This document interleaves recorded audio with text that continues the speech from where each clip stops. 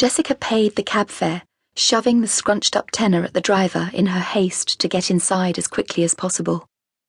"Thank you," she shouted, waving over her shoulder as she skipped across the pavement and fumbled in her bag for her front door keys. "Evening, Mrs. P."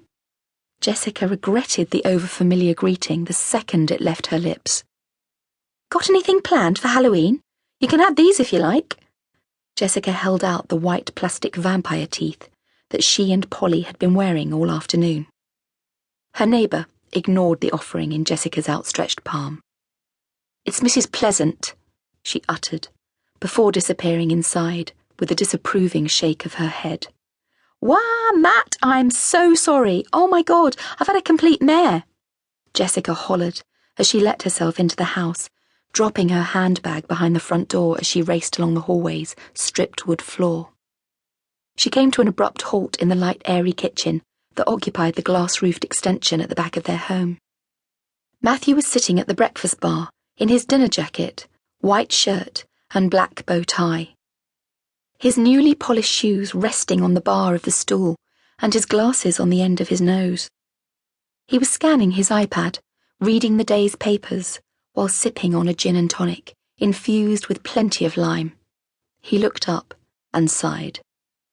"Well, hello, Mr. Bond. I believe you've been expecting me," Jessica lisped through her ill-fitting vampire teeth.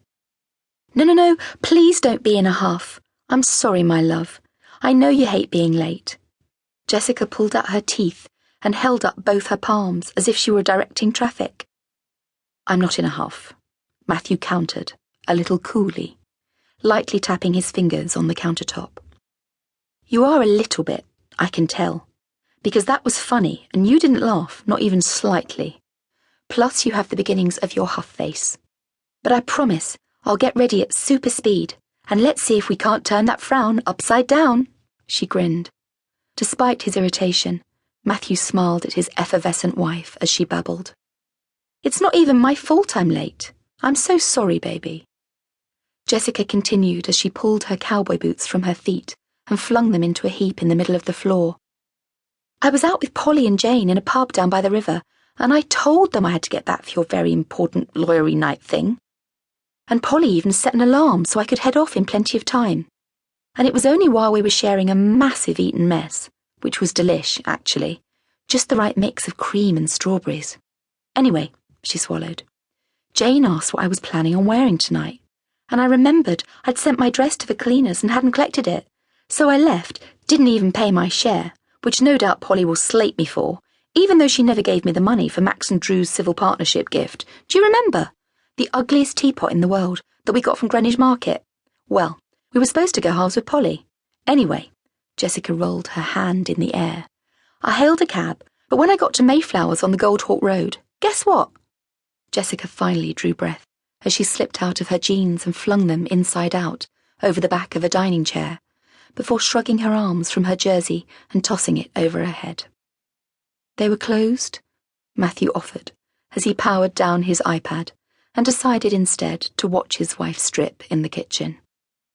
"They were, bastards.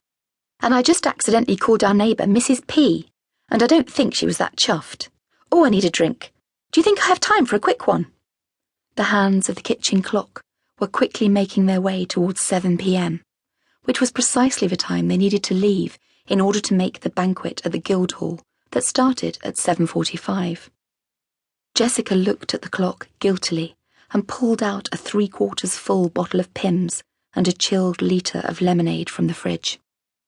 "Be a love, Matt, and pour me a big one while I go and find shoes," she smiled as she plonked the bottles on the work surface and scooted along the kitchen floor in her bra and pants, before coming to rest in front of the huge scrubbed pine linen press in their hallway, which was brimming with numerous pairs of shoes and boots, most of which, if Matthew were to be honest, looked remarkably similar.